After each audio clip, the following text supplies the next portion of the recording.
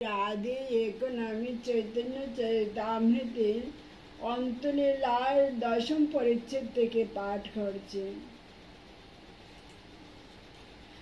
শ্রদ্ধা সহকারে ভক্ত প্রদত্ত যৎসামান্য দ্রব্য দ্বারাও যিনি মহাসন্তুষ্ট হন, সেই ভক্ত বৎসল শ্রীকৃষ্ণ চৈতন্য মহাপ্রভুকে বন্দনা করলেন গ্রন্থকার।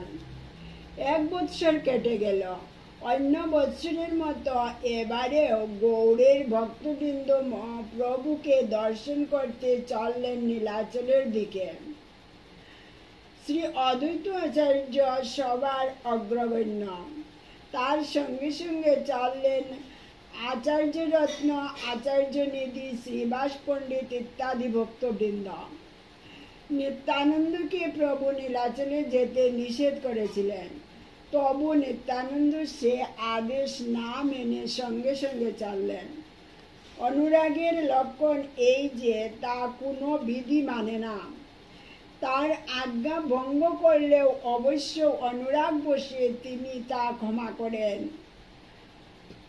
বাসুদেব, মুরারি, শ্রীমান সেন, শ্রীমান পণ্ডিত, গরুর পণ্ডিত, বুদ্ধিমন্ত খান, সঞ্জয়, পুরুষোত্তম, ভগবান পণ্ডিত, শুক্লাম্বর, নৃসিংহানন্দ প্রভৃতি সকলে চললেন। কুলীন গ্রামী ও শ্রীখণ্ডবাসীরাও সদলে চললেন। আর জালি সাজিয়ে চললেন রাঘব পণ্ডিত। দময়ন্তী নানা শুকনো খাদ্য ভরে দেন জালিতে। প্রভু তা সারা বৎসর ভোজন করেন। আমসত্ত্ব, আমচুর, তৈলাম্র, আমতা, শুক্তা, চিরা ইত্যাদি অজস্র বস্তু যা সে জালিতে করেন। পরিপাটি করে পরম স্নেহে তা সাজিয়ে দেন দময়ন্তী। আজও তা রাঘবের জালি নামে বিখ্যাত। এবারেও সকলে এইভাবে এসে উপস্থিত হলেন নীলাচলে। গয়ন সহ বেড়া কীর্তন ও পরিমুন্ডা নৃত্য করলেন গৌড়রায়। প্রথমে 7 সম্প্রদায় পৃথক পৃথক নৃত্য কীর্তন করতে করতে চলেছিলেন। রাজা ও রাজমহিষীরা অট্টালিকাতে চড়ে সেই নৃত্য কীর্তন দর্শন করলেন। পরে 7 সম্প্রদায় একত্রিত হয়ে গোলভাবে দাঁড়িয়ে নৃত্য কীর্তন করতে লাগলেন। মাঝখানে মহাপ্রভু স্বয়ং নৃত্য গীত করতে লাগলেন। 7 দিকে 7 সম্প্রদায় গায়ে বাজায়, মধ্যে মহাপ্রেমাবেশে নাচে গৌড়রায়। সেই অপূর্ব নৃত্য করতে করতে প্রভু এক সময় প্রেমাবেশে ধুলায় লুটিয়ে পড়লেন, আবার উঠে দাঁড়ান। স্বরূপ এই সময়ে গান ধরল, জগমোহন পরিমুন্ডা সাও, জগন্নাথ তোমায় বালাই যায়।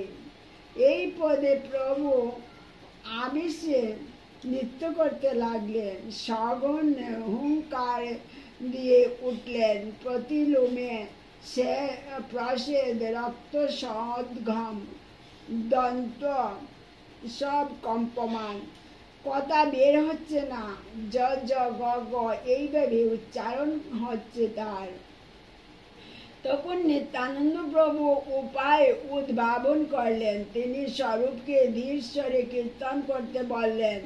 স্বরূপের সঙ্গে সকলে মন্দস্বরে গাইতে লাগলেন। প্রভুর চেতনা কিছু ফিরলে তাকে নিয়ে আসা হলো গম্ভীরা ঘরে। প্রভু স্নান ভোজন সেরে সেদিন গম্ভীরার দ্বারদেশে শয়ন করলেন। পথ না পাওয়াতে নিত্যসেবক গোবিন্দ প্রভুকে ডিঙ্গিয়ে ভিতরে গিয়ে পদসেবা করলেন এবং প্রভুর নিদ্রাভঙ্গ না হওয়া পর্যন্ত আর বাহিরে এলেন না। তিনি প্রভুকে বললেন, সেবা লাগি কোটি অপরাধ নাহি গণে, স্বনিমিত্ত অপরাধ বাসি বয় মানে। সেবা লাগে কোটি অপরাধ নাহি গণে, স্বনিমিত্ত অপরাধাবাসে ভয় মানে। এইভাবে তিনি সেবা করেন প্রভুর। তারপর দিন দিন বিভিন্ন লীলা প্রভু যথারীতি সম্পাদন করতে লাগলেন। গৌড় থেকে ভক্তগণ কর্তৃক আনিত বিভিন্ন দ্রব্য প্রভৃতি অপরূপ লীলা সহকারে আস্বাদন করলেন। সব দ্রব্য আস্বাদনের পর প্রভু রাঘবের জালি খুলে দ্রব্যাদি দেখলেন। তা দেখে তিনি সামান্য খেয়ে সারা বৎসরের ভোজনের জন্য বাকিটা রেখে দিলেন।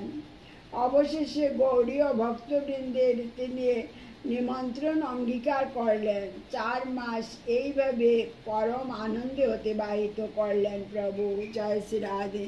হরে কৃষ্ণ কৃষ্ণ কৃষ্ণ হরে হরে,